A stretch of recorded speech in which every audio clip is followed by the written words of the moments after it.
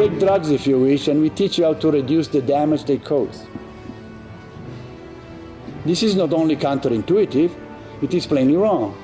You know, the ultimate goal behind harm reduction or drug policy reform is healthier, happier people. I don't think it's an end in itself. I think it's very lazy thinking. Bertolt Brecht put it very well: first feed the face and then talk right and wrong. Even honest folks will act like sinners until they've had their customary dinners. It's the rest of that line. It's from the Threepenny Opera. The term harm reduction in the past has been divisive. We came up with an agreed definition of it this morning. Of course, everything could be defined as harm reduction, but harm reduction was about preventing AIDS first and foremost. Some of the perhaps implicit messages I hear are startling.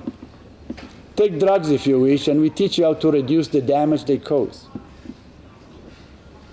This is not only counterintuitive, it is plainly wrong. Harm reduction on its own is necessary, but it is not sufficient. If not integrated into more complex drug control processes that start with abstinence and treatment, then harm reduction only perpetuates drug use. Would you tell an obese friend, have more sweets, my dear, than get an insulin shot? Of course not. So let's be evidence-based and coherent. Well, Mr. Costa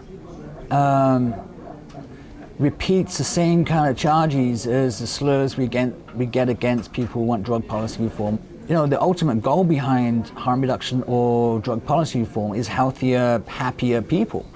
And, you know, you don't want people having problematic drug use and unhappy and not able to get out of the trap that drugs can sometimes cause when people become dependent upon them. So yeah, harm reduction is something that fits in alongside primary prevention, it fits in alongside drug treatment, and it fits in somewhere with law enforcement, you know, in terms of not putting people in prison for long prison terms and destroying lives of people in prison and their communities. I think that harm reduction as a part of a holistic, integrated approach can be used in a limited manner.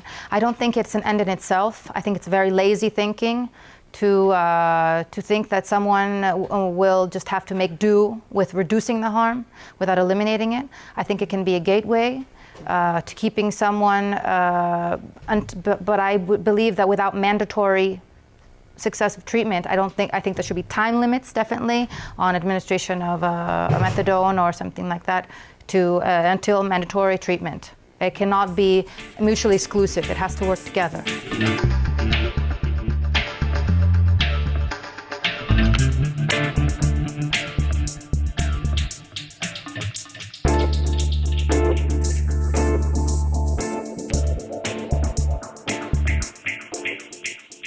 When this lady from the Partnership for Drug-Free America says needle exchange does not promote sobriety in drug-dependent people, it's like, well, needle exchange was never about promoting sobriety. It was about getting us into treatment on some level, somehow, so that we can begin the process of recovery. The term harm reduction in the past has been divisive. We came up with an agreed definition of it this morning, which I think incorporates everybody's vision of harm reduction. And basically, harm reduction, as we now define it, is anything that would prevent or reduce drug use. You know, would reduce the harms, the social, economic, medical harms of drug use. That's harm reduction. And there are a variety of things that come in within that definition. I don't agree with him. Many drugs are harmful. Drugs misused can be harmful. Many drugs are useful.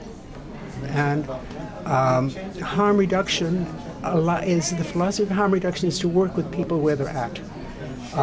And if they're using drugs, we work to mitigate the harms. We deal with the determinants of health.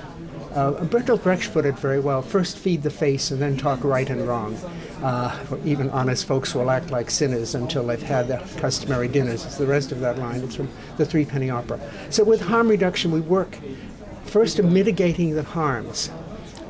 After that, I have great respect and many years of experience working with people using drugs as a therapist, as a researcher, as an outreach worker.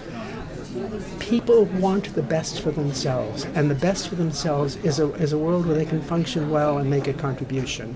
And this will happen naturally. That functioning well may include using drugs. I want to respect that. You know, harm reduction and needle exchange is about preventing the greatest harms, and it can't be emphasized enough. It's not about to be, it shouldn't be, co-opted by, UN agencies or any other agency, because of course everything could be defined as harm reduction, but harm reduction was about preventing AIDS first and foremost.